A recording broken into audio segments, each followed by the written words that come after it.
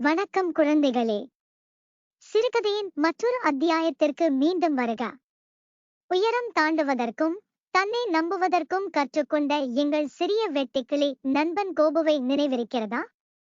சரி, இன்று அவர் தனது புதிய தைரியத்தையும் வலிமையையும் தேவைப்படும் ஒருவருக்கு உதவப் போகிறார். ஒரு அற்புதமான புதிய சாகசத்திற்கு நீங்கள் தயாரா?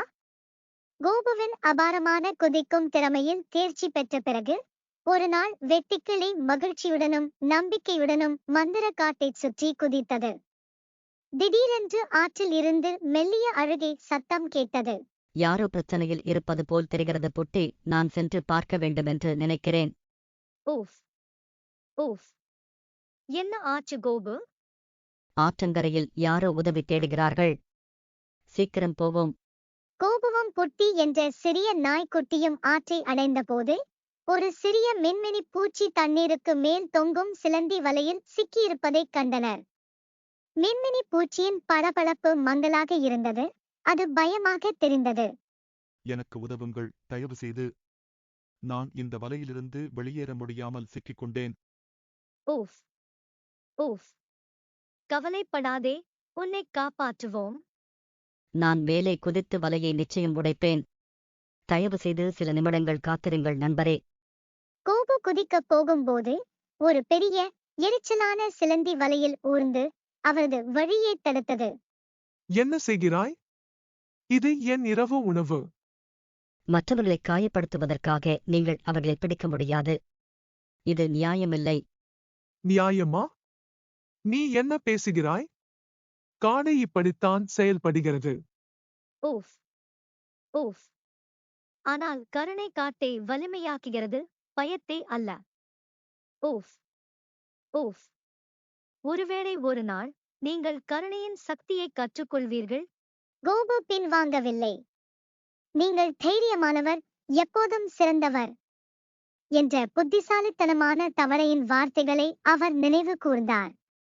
ஒரு வலிமையான பாய்ச்சலில் கோபு அது வலையை அடைந்தது, சிலந்தியின் கால்களை தடுத்தது மற்றும் மின்மினி பூச்சியை விடுவித்தது. வலை உடைந்து விட்டது. மின்மினி பூச்சி நண்பரே, வாருங்கள், பாதுகாப்பான இடத்திற்கு செல்வோம். சரி, அவளை அழைத்துச் செல்லுங்கள். ஆனால் நான் மாறுவேன் என்று எதிர்பார்க்காதே. மின்மினி பூச்சி வெட்டுக்கிளியையும் புட்டியையும் மற்ற ஒளிரும் மின்மினி பூச்சிகள் நிறைந்த பாதுகாப்பான இடத்துக்கு அழைத்துச் சென்றது. மீட்கப்பட்ட மின்மினி பூச்சி வெட்டுக்கிளியின் துணிச்சலை பற்றி எல்லோரிடமும் கூறியது. அவர்கள் கொண்டாட முடிவு செய்தனர். நன்றி கோபு, நீதான் என் ஹீரோ. கோபு, எங்களில் சிறியவர்களும் பெரிய விஷயங்களைச் செய்ய முடியும் என்பதை நீங்கள் எங்களுக்கு காட்டியுள்ளீர்கள். நான் உதவ நினைத்தேன். இதைத்தான் நண்பர்கள் செய்வார்கள். ஓஃப் ஓஃப், நீங்கள் மற்றவர்களுக்கு உதவும் போது அது முழு காடுகளையும் பிரகாசமாக்குகிறது.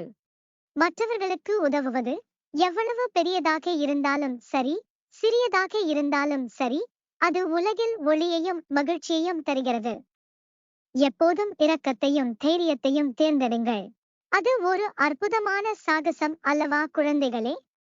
கோபு தனது துணிச்சலையும் கருணையையும் பயன்படுத்தி தேவைப்படும் ஒருவருக்கு உதவினார். அவரைப் போலவே நாம் அனைவரும் மற்றவர்களுக்கு உதவுவதன் மூலம் பெரிய மாற்றத்தை ஏற்படுத்த முடியும். உங்களில் பலர் எங்கள் கதைகளை ரசிப்பதை நாங்கள் கவனித்தோம், ஆனால் இன்னும் சப்ஸ்கிரைப் செய்யவில்லை. இந்த சாகசத்தை நீங்கள் விரும்பியிருந்தால் லைக் செய்யவும், சப்ஸ்கிரைப் மற்றும் அறிவிப்பு மணியை அழுத்தவும். உங்களுடன் மேலும் மாயாஜால கதைகளை பகிர்ந்து கொள்ள உங்கள் ஆதரவு எங்களுக்கு உதவுகிறது.